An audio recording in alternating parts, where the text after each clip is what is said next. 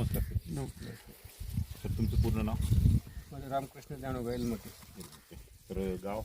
गाव नागटुतवाडी, तालुका देवणी, जिल्हा लातूर. तर आज तारीख आहे 16 मार्च 2026. हा तुमचा ऊसाचा प्लॉट आहे. ऊसामध्ये आंतरपीक म्हणून गहू केलेला आहे तुम्ही. साधारण 1 महिन्याच्या अगोदर मी तुमच्या शेतात आलो होतो टिळेसाहेबाच्या माध्यमातून.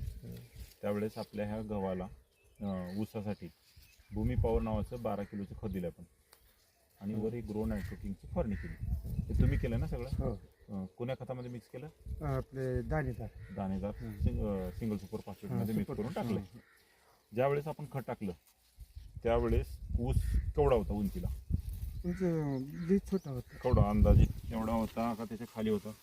2-2.5 फूट असं. 2-2.5 फूट गुडघ्यापर्यंत होता साधारण, बरोबर आहे का? आणि हे ऊस खत टाकल्यानंतर टाकून साधारण एखादा महिना झाला आपला. तुम्ही खत टाकलो आणि फवारणी केली, बरोबर? खत टाकून फवारणी करायला किती दिवस लागले? खत टाकून फवारणी करायला 8 दिवस गेले असते. हा, 1-8 दिवसाचं म्हणजे फवारणी 8 दिवसानंतर झाली. हे टाकल्यावर नेमकं फरक काय झाला प्लॉटमध्ये मला सांगा बरं. प्लॉटमध्ये नेमकं म्हणजे काय फुटवा तयार चांगला झालेला आहे. त्याची फुटव्याची संख्या बसा खाली. हा, बसा खाली. आता इथे ही एक कोंब आहे. 1 2 3 4 5 6 फुटवे आहेत आता. आणि हे जे मेन खोंब आहे त्यासारखे दुसरे फुटवे पण तुम्हाला जाड दिसतात.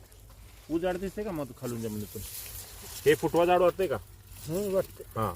त्याच्यानंतर पानामध्ये काय फरक झाला? पानामध्ये असं सरळ आहे. पान रुंद पण आहे. रुंद कोण्या जातीचा ऊस? रंग कोण्या जातीचा? हे 15-0-12. 15-0-12 आहे. तर पूर्ण प्लॉट एकसारखा आहे. शिवे सर, पूर्णच प्लॉट सावका जमाने. आता हे जे आम्ही आलो होतो तुमच्याकडे मैत्रीच्या माध्यमातून आलो होतो. व्यवहार वेगळा, मैत्री वेगळी. आता ह्या रिझल्टवर तुम्हाला काय वाटतं? ह्या रिझल्टवर खूप समाधानी आहे मी. हां, याचा जी ऊसाची जी उंची आहे सर्व पूर्ण प्लॉटमध्ये सारखी आहे. हां हां हां, फुटव्यांची संख्या वाढलेली आहे. बरोबर. ऊसाचा कळापण जी आहे ती पण सध्या चांगली तरी आहे. चांगली आहे.